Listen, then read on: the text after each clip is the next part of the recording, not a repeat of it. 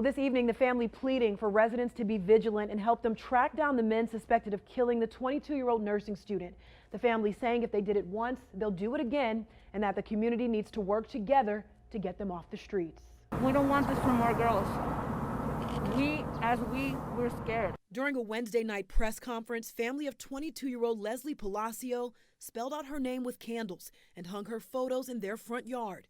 The family says they don't want police or anyone in the community to forget what happened to Leslie and that those responsible are still out there. A young girl who was 22 years old was viciously murdered. Family reported Palacio missing on September 1st. Police found her body days later near Valley of Fire State Park in Moapa Valley. Her body was found in an undescribable way. Metro Police issued a warrant for 25-year-old Eric Rangel Ibarra for open murder along with destroying and concealing evidence. They also issued a warrant for his relative, 45-year-old Jose Rangel.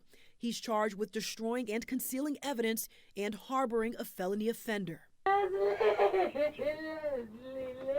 Tonight, Leslie's heartbroken family sending this message to the community. We're asking you for help. We're asking you to be on the lookout, to put all of your resources together and bring justice to Leslie Palacio. Tonight, the Trump 2020 campaign is already hinting that they do want to come back to Nevada before the November election. As for Governor Sisolak's letter, he is asking Vice President Mike Pence for an explanation on the Nevada rallies he says defied state emergency directives and federal public health guidelines. You get on a conference call with the Vice President's task force, they say one thing and do something completely different. That's why I had to reach out with a letter today. Governor Sisolak sounding off on CNN just days after thousands attended President Trump's rallies in Nevada. I'm worried that, people continue to listen to what he says when he's just not speaking the truth. And it risks lives. It puts lives at risk. Sisolak's letter to Pence claiming that the president's gatherings contradict guidance from his own health experts. Clark County Commissioner Tick Sagerblum agrees. Here it is. The White House is telling us we have to limit crowd sizes to 10 people. Everybody has to wear a mask. We have to set examples. And yet the president comes here, meets with thousands of people. No mask. Trump 2020 campaign communications director Tim Murtaugh claims the events are justified. If people can protest by the tens of thousands in the streets, if they can gamble in casinos, if they can set fire to buildings in riots in cities all across the country, then people can gather peacefully under the First Amendment. And precautions were taken. We give a temperature check to every person who enters, and if they show a temperature, they are not permitted inside. We give every attendee a mask and encourage them to wear them. So could the president be stopping in the Silver State again soon? I do anticipate, because we do feel that Nevada is a very important state, that we will want to come back, and we hope that we can. For the CW, I'm Tiffany Lane reporting. Coronavirus vaccine is top of mind in Washington. President Trump and Democratic presidential nominee Biden predicting very different timelines for when a coronavirus vaccine will be ready for most Americans. Sinclair national correspondent Atra El-Nashar takes a closer look at the mixed messages.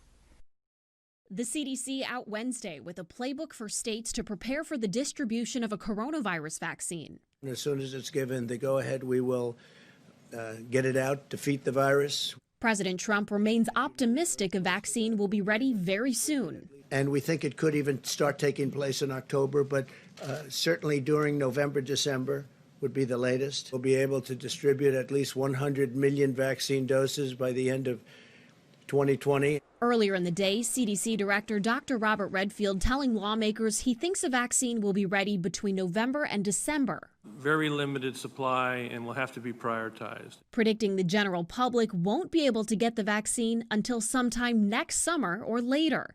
The president says Redfield was mistaken. It's just incorrect information.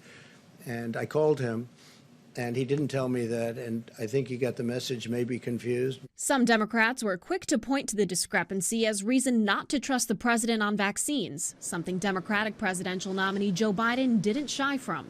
So let me be clear. I trust vaccines, I trust scientists, but I don't trust Donald Trump. Biden describing a timeline more in line with Redfield's. Even to get a vaccine will not be available for most of the population until well into the 2021. While the president accuses Biden of spreading anti-vaccine theories, the former vice president just earned the endorsement of Scientific American magazine. It's the magazine's first presidential endorsement in 175 years. In Washington, I'm Atrell Nashar reporting. An early theme for the Raiders in their inaugural season in Las Vegas has been bring your own juice. Not actual juice, and no, it's not a reference to the juice, as in Las Vegas resident O.J. Simpson, but juice as in energy, fuel, and motivation, which players like veteran tight end Jason Witten realize they will not be able to garner from fans in the stands this season.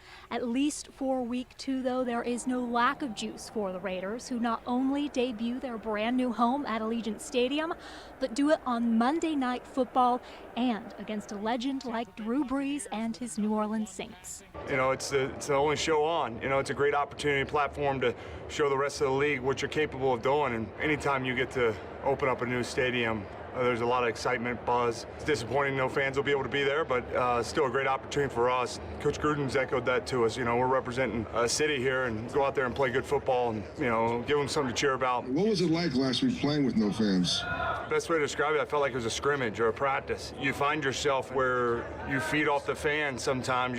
Sometimes you don't even realize that you're going to feed off of that. And so I thought our team did a good job kind of bringing that own juice and letting it be there the entire game. On the injury front, a handful of offensive linemen, including Trent Brown, did not practice today. Injuries also kept linebacker Nick Kwiatkowski and first-round receiver Henry Ruggs out of practice. From Henderson, I'm Amber Dixon.